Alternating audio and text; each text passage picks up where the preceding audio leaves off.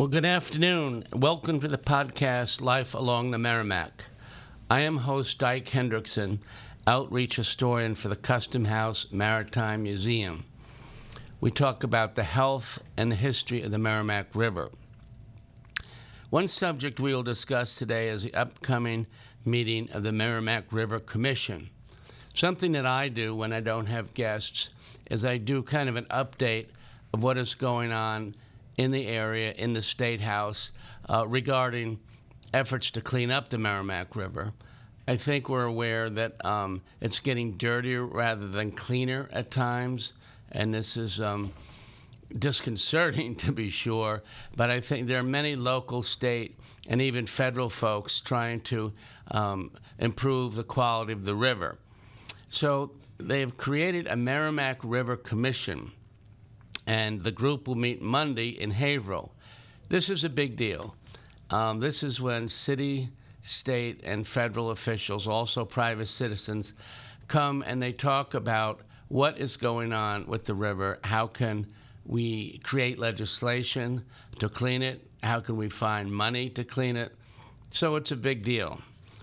Among those appearing in Haverhill on Monday are State Senator Diana DiZoglio. She will talk about the status of the Commission's creation and funding, and that is the Merrimack River Commission.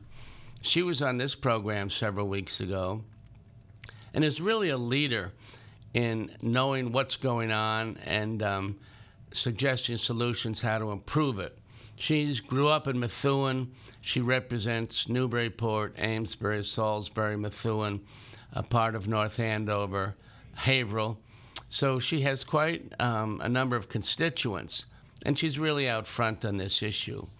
Also appearing will be Karen Conrad from the Merrimack Valley Planning Commission. She's going to be talking about the status of notification bills pending in the state legislature.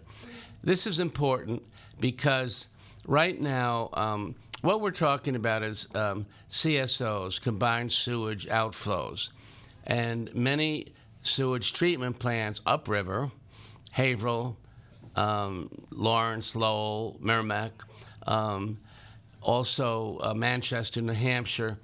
When it rains hard, they get rainwater coming into their sewage treatment plant as well as sewage. And at some point, the plant can't take all that effluent, and so it discharges. And so raw sewage goes into the river. It's true.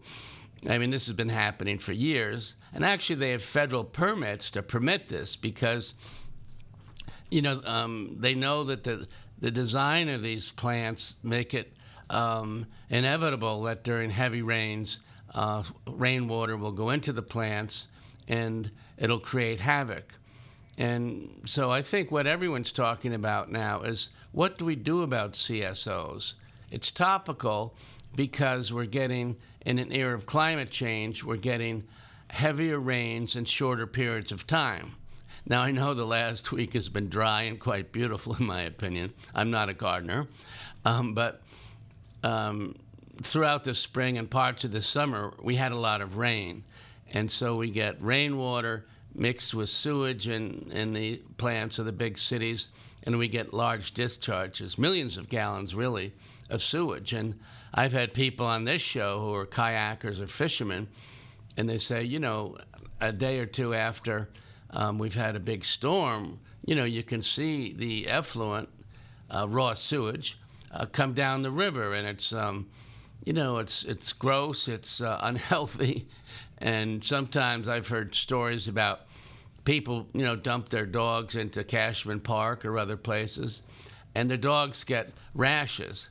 And so we know that after certain rains, our river is not very clean.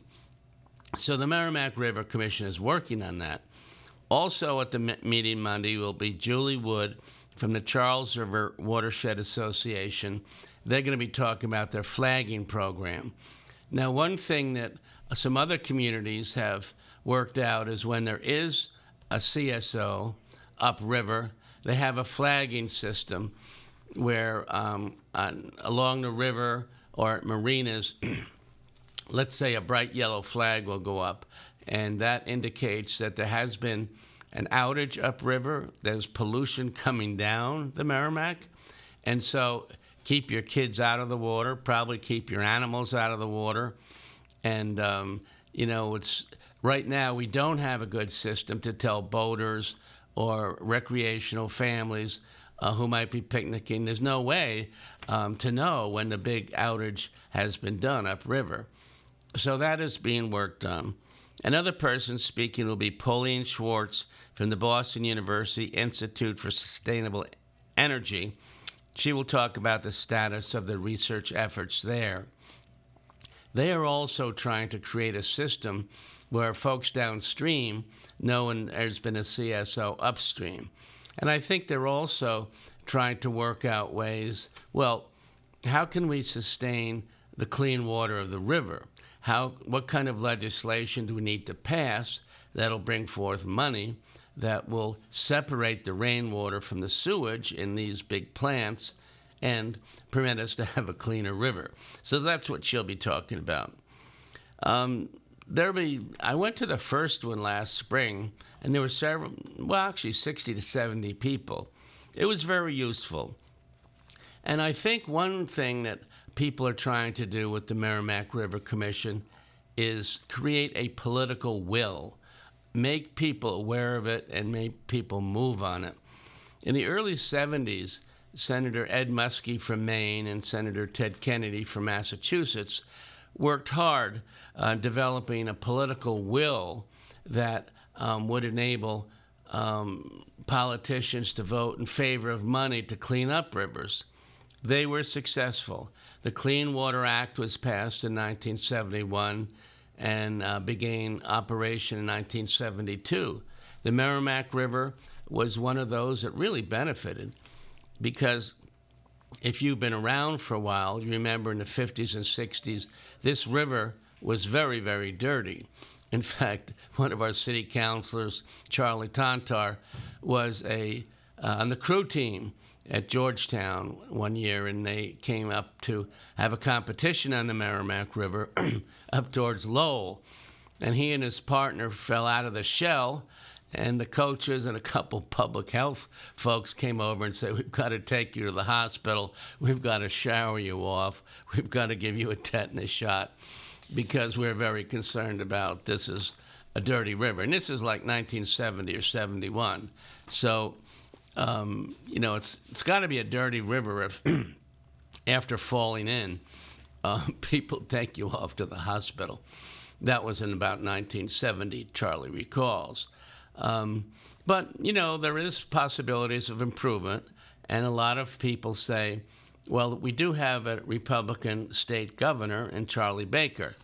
If the federal Republican administration does not appear to want to put money towards cleaning rivers, we have a state government that is Republican in leadership, and perhaps they will become active. Congressional representative in our area, as a matter of fact, Lori Trahan of Lowell and Seth Moulton, who represents the North Shore, have identified a fund, and they're seeking $500 million from this federal fund to do what we talked about, separate the pipes from the water and the sewage that go into the sewage treatment plants. Now, there's a big difference between seeking the money and getting the money. I think we know that. But they're working hard at it. As we look over the past few months, one of the big events in bringing attention to trying to clean the river was the big Voyageurs kayak trip down the Merrimack some weeks ago. Almost 24 federal, local, and state officials actually got into kayaks. They came down the entire 117 miles of the river, and it brought a lot of attention to the concern. I think it was a lot of fun from the people that were there. And so here is a list of some of those people who went down in their kayaks, and I think all these people are working hard for the river and will likely be at the meeting on Monday. It includes Lane Glenn, who is president of the Northern Essex Community College, Dan Grovak, president of the Merrimack River Watershed Council Board of Directors, State Representative Jim Kelcourse of the 1st District, Heather McCann, who is executive director of Groundwork Lawrence, State Representative Christina Minicucci, who represents the 14th Essex District, Derek Mitchell, executive director of the Lawrence Partnership, Douglas Sherwood, who is president of the Greater Haverhill Chamber of Commerce.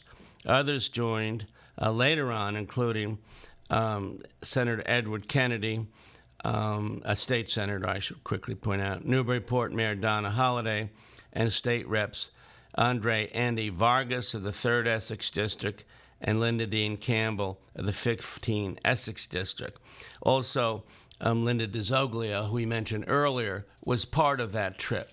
So that got a lot of attention, and it also brought out a number of facts, and I take them from the Merrimack Valley magazine, which recently had a long story on that with some great pictures. It wasn't just of the kayakers on the Merrimack, but they had photos of eagles, they have photos of fishermen, they had photos of the bucolic elements of the river when there are no houses or factories. They also had quite a few shots coming through Haverhill and Lawrence, and actually the river looked pretty good. I had lunch in Lawrence a week or two ago, and I was actually looking over the river. I was sitting in one of the old mill buildings, and you've seen them from 495, even if you've never been in one, but the river was quite beautiful. It certainly is a resilient body of water, because as we know, going back to the 1820s, the textile mills began construction on the river. They were opened in the 20s and 30s and 40s. These are the 1820s. Employed many thousands of people in the 19th century, enabled many immigrants, thousands, to have jobs, but also created a great pollution in the river. And so we kind of solved that once in the 70s, as we just discussed, with the Clean Water Act. And I believe now we're facing that again. But as I started to say, here's some facts about the Merrimack River brought out by the magazine. And I'm not plagiarizing, I'm giving my source. Merrimack Valley Magazine, you heard me. Excuse me. But the funny thing is, I'm a career journalist, and frequently I'd hear on this radio stations here in the North Shore, people would be quoting stories that I wrote or facts that I put forth. And, that's just the way they were. They didn't have enough reporters, and so I find myself in that position. Fine reporting by this magazine. But here are some facts about the Merrimack that they brought out as part of their great story on the kayak trip. The Merrimack River watershed covers 5,010 miles. 1 million people live within this watershed. It is the 4th largest river basin in New England. The Connecticut River is number 1. I was down there recently. It's 400 miles, and we're 117 miles. The Merrimack River is tidal from Haverhill to the mouth of the river at Newburyport. And this was news to me. Actually, it wasn't news. I asked this question recently of an authority. How far is the river tidal? Meaning, how far does the tide from the Atlantic come up? Well, the answer is Haverhill. As one of New England's major north-south running rivers, the Merrimack serves an important migratory route for waterfowl and songbirds. Now, this is true. I was just out on the river last Friday, which I will get into and digress upon very shortly. But I think we all know wonderful birds take advantage of the Merrimack. They also take advantage of wetlands at Plum Island. And also, there's so many wetlands and such a large marsh in this area that this is one of the key areas in New England. And a preliminary architectural and archaeological research revealed that 4 Native American sites dating from 8,000 years ago to 350 years ago have been found on the North Shore, and one of them is listed in the National Register of Historic Places. So this was an area centuries ago where Native Americans lived, as we understand it. In the summers, they would come to Plum Island. They would get seafood. They would get cooler. Hopefully, they did not have greenheads in those days, but I do not know the answer to that quandary. And then in the winter, they would head back. They had villages upriver. They'd go up as far past Manchester, up towards Winnipesaukee in New Hampshire. So it was, they did a lot of traveling, and so it's interesting to learn that some of these sites have proved that they were here centuries ago. The Merrimack is the second largest drinking water source in Massachusetts. Now, this is interesting to learn, especially in the context of finding out that raw sewage gets into the water on numerous occasions. Now, I must point out that I had a good lecture on this recently, that the Merrimack River and in Lawrence was the first community in the country, and this goes back to the 1850s, 1880s, that actually tested the river and found out the most effective ways to clean the water and make it potable for drinking. In the 19th century, scientists, and in this instance we're discussing is MIT, they knew that polluted water was coming down. Sometimes people were forced to drink the polluted water, sometimes not. There were a lot more wells in those days. But they wanted to ensure the future of drinking water, so there was a very large experiment and research project on the Merrimack River in Lawrence to determine the best way to take this water and cleanse it so that it could be used for drinking water. That being said, it's still quite amazing that we know that, serious sewage gets in there, several times a month at least, and yet it is still one of the largest sources for drinking water. Now, in Newburyport, we don't get water from the Merrimack for drinking. We have wells, including the Artichoke, including our own purification plant, and so we're a little lucky. But in Newburyport, we are conscious that we're downriver. A lot of sewage comes down here, and so I think that's why we have this show, Life Along the Merrimack, where we talk about the history and health of the river. And again, I'm Dyke Hendrickson, host of this podcast, which goes out on 96.3 FM radio, goes out on cable TV, and it also goes up on YouTube and SoundCloud. So if you ever want to see a past show, you can go to YouTube and tap us in. We've been at it for about 5 or 6 months. We've had about 25 guests. We've also had times when I speak. And so I think we are doing our best to bring attention to the fact that the Merrimack is getting dirtier, not cleaner, and we've got to keep an eye on how people are trying to clean it, and also for everybody, the body politic, to appreciate it. And another fact, the Merrimack River is one of the 3 most important large rivers on the East Coast in its conservation value as it relates to migratory river herring, and one of the 6 most important for 12 migratory fish species. It also supports at least 75 state and federally endangered species, numerous pairs of eagles, and it is the largest tidal marsh habitat in New England, and certainly the largest north of New Jersey. So this is an enormous natural habitat. We sometimes forget it. Most of us are on roads all the time. We're not on canoes, but or kayaks, as we just discussed. But it's an enormous natural area, and we're going to be trying to do more to make sure it stays clean. And another element that I would mention, since this is an update today on Life Along the Merrimack, there will be, on October 10th, there will be a North Shore Merrimack Valley floodplain management workshop. And what this means, it'll be meeting in Haverhill, and it's going to be a situation where regional planning officials talk about floodplain management and also new guidelines for the National Flood Insurance Program.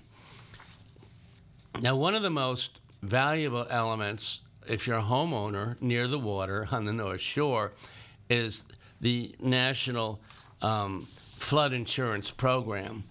Although it goes back and forth in terms of cost, it is basically a discount insurance program that enables people near the river and near the ocean on Plum Island to get flood insurance. This is incredible because in Plum Island, we know just in the last half dozen years, close to 24 houses have been threatened by erosion and storms. Several of them actually fell into the Atlantic. And so if you're not insured, you're in a bad place. I must say that there has been numerous political controversy over flood insurance because people who live inland say, why should the federal government be giving these people cut-rate insurance when they're living in million-dollar homes? And in some cases, they buy these homes and get significant cuts on their insurance. On the other hand, they're saying, like, we couldn't buy a home if we didn't have a chance to get such insurance because we wouldn't want to lose this entire thing. But at the moment, the National Flood Insurance Program is active again. There are significant discounts. And on October 10th in Haverhill, they will be having a management workshop to talk about what the changes are, who qualifies, and how to get involved. So you might want to go to that as well. I will have more as that gets closer, but I just wanted to point that out because it's something that's very relevant to this area. And it's not just wealthy homeowners also. I covered a federal hearing on this because you'll recall I'm a journalist with the Boston Herald. I have been with the Boston Business Journal, with the Portland Press Herald in Maine, and of course the Daily News here in town. So I put out these credits because I've gone to scores of meetings over the years.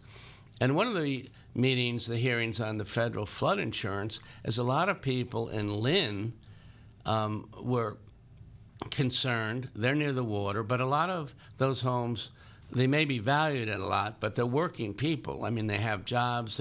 They don't overlook the water, but they're within the flood plain.